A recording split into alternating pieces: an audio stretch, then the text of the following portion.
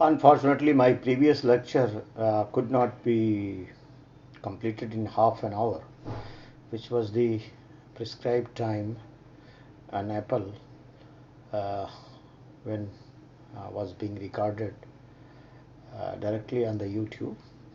So I was talking the entire context and perspective of the racialism or racial violence of the police, and now I will come back to the other aspect because the police ecosystem of use of power needs to be studied because like other organizations in the police, decisions are to be taken in a very unpredictable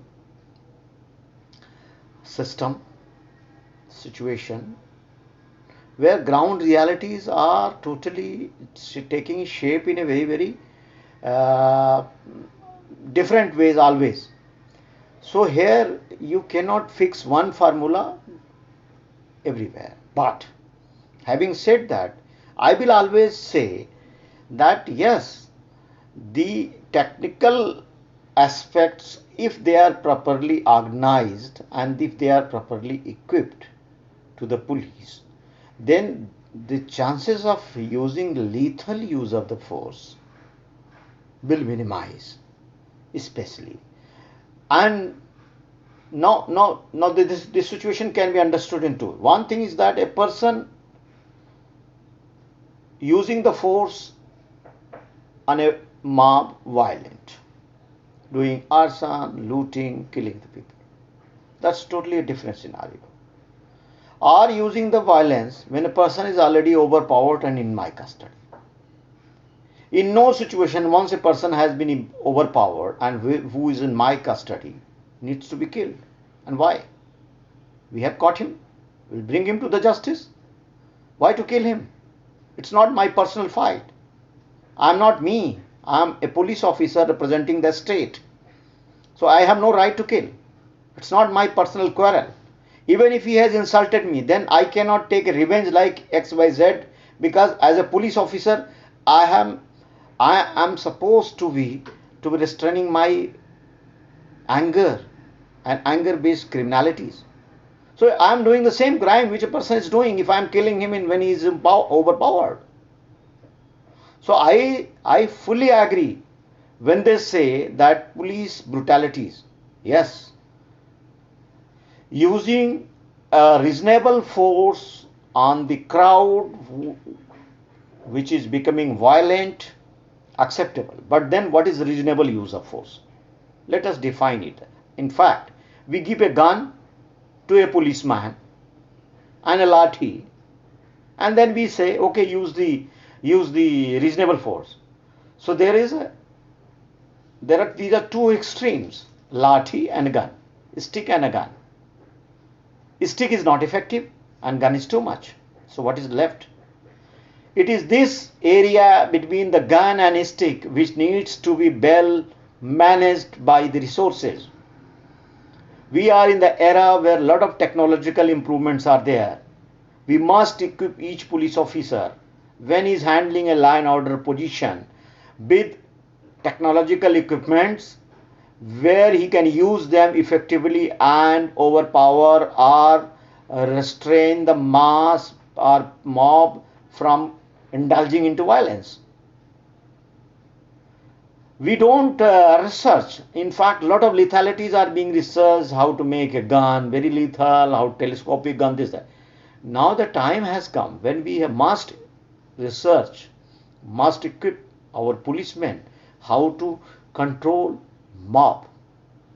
Unfortunately, Western societies have thought that their mobs are very controlled. So they have been only inventing about lethalities for army, and the army kind of equipments are given to the police.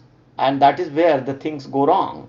Because when we are dealing with the people inside the country, they are not the enemy of the country. They may be anger driven, they may be criminality driven, but still they should not be shot until unless they are shooting. So here we need a a kind of better resource management between the space of lathi, stick and gun. What are these? There should be a proper portable provision of sprays which can make the people ineffective, maybe a little bit subconscious.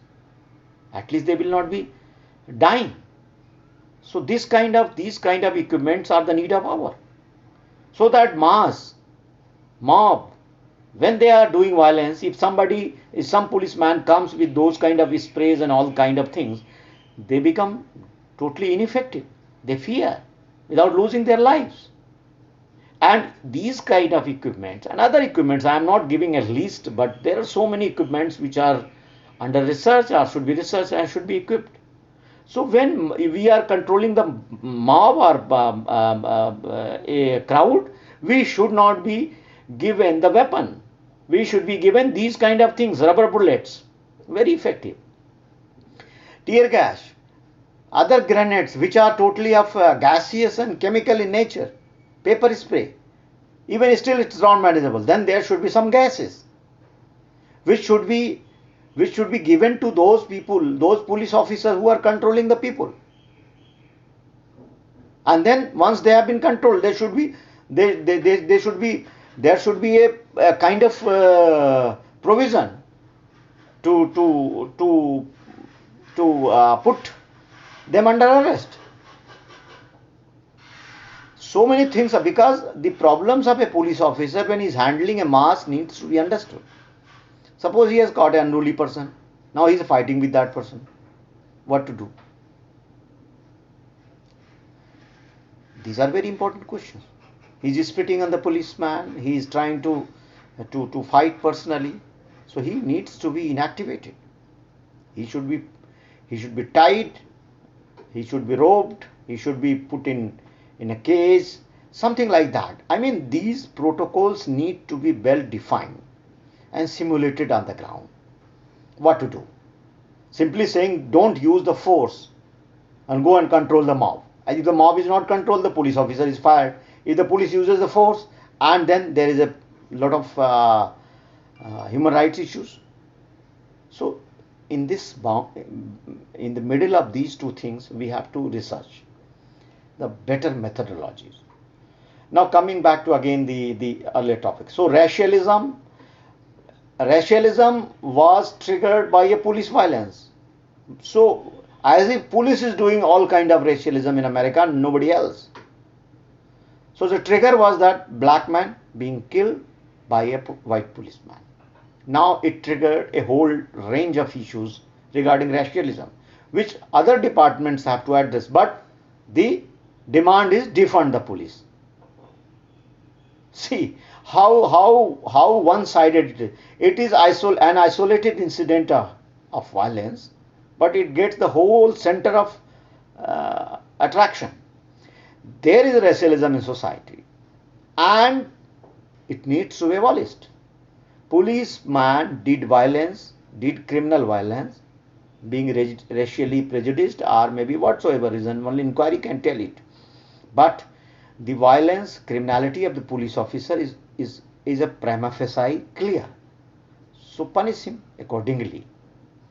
What kind of mental framework he was running, what kind of other policemen in the particular mental frame, that's another subject of study, and it needs to be studied to improve the system, because emotional intelligence, the mental balance of the policemen needs to be studied and improved. If society wants a balanced police, a very, very cool police, a police respecting the human rights, liberties, etc., etc., so the police personnel must be mentally sound. Their emotional profiling is a continuous job. A lot of stress is being faced by policemen, and these stresses are sometimes triggers of a criminal behavior by a policeman.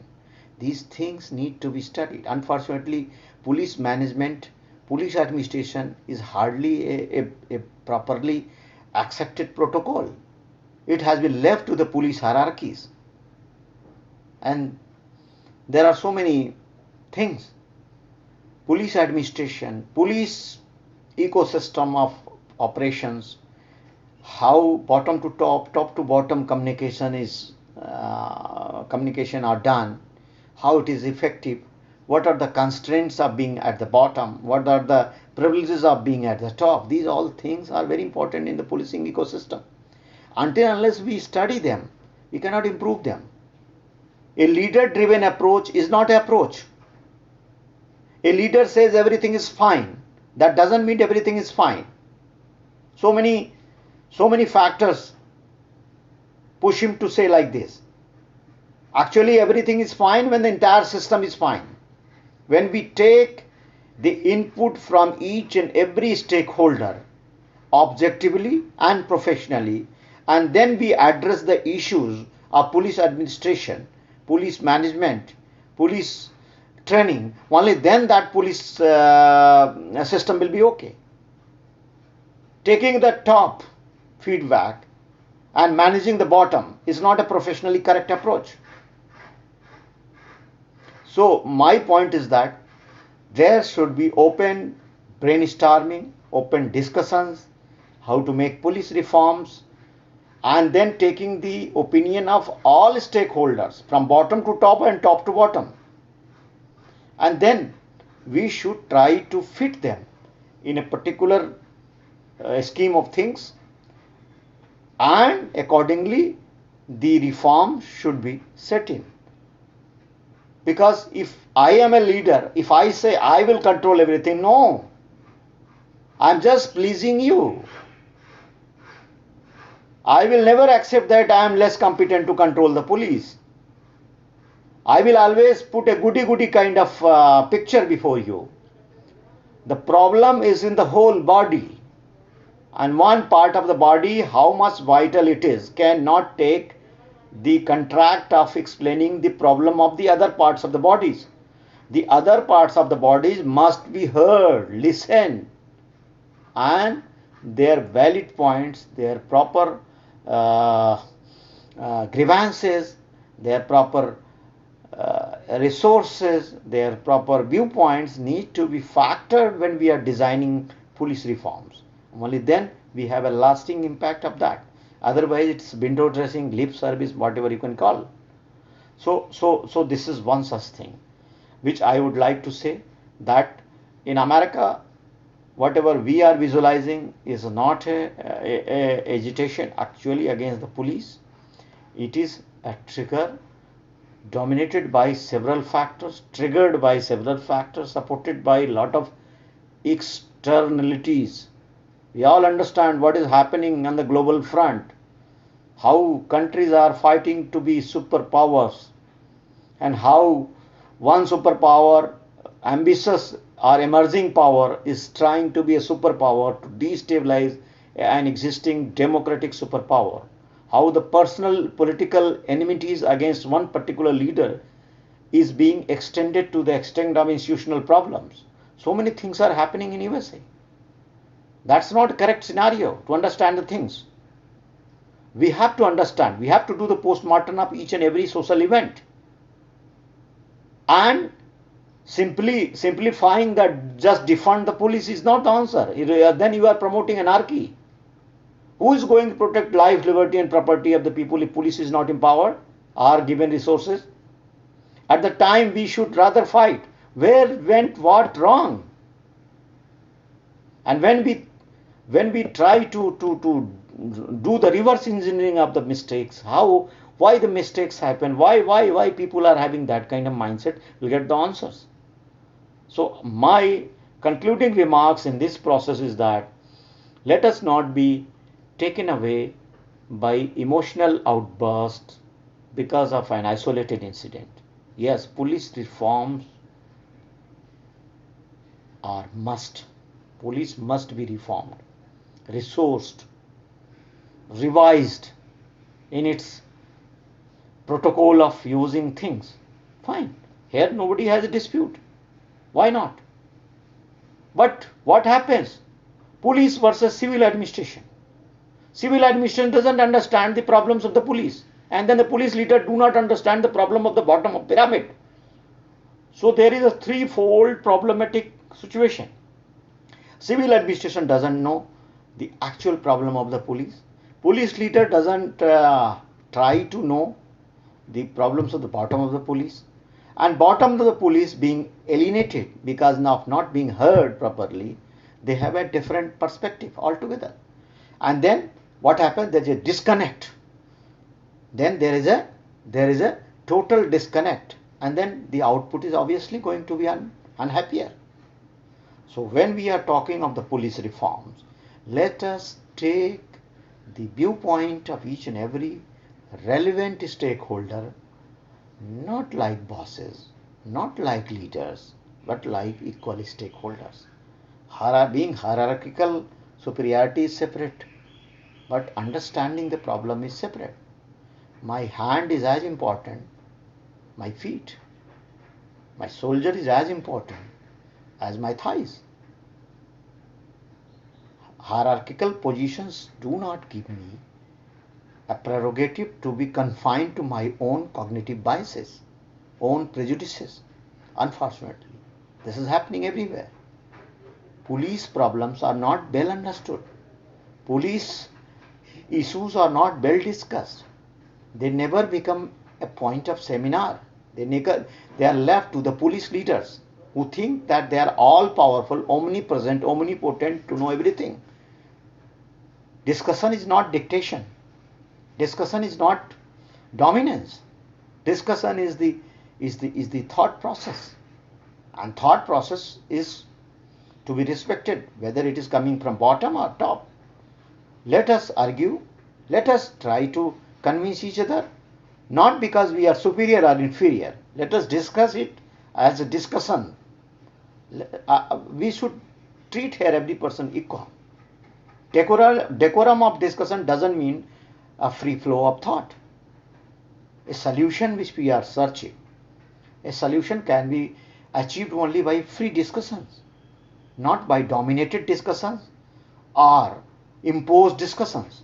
So I will always say that now the time has come when police reforms must be done, police issues must be discussed in the public domain, governments must, the political executive at least should take direct cognizance of police problems, and while discussing the police issues, the matter should not be left to the police leaders only, because then we are touching only the half reality.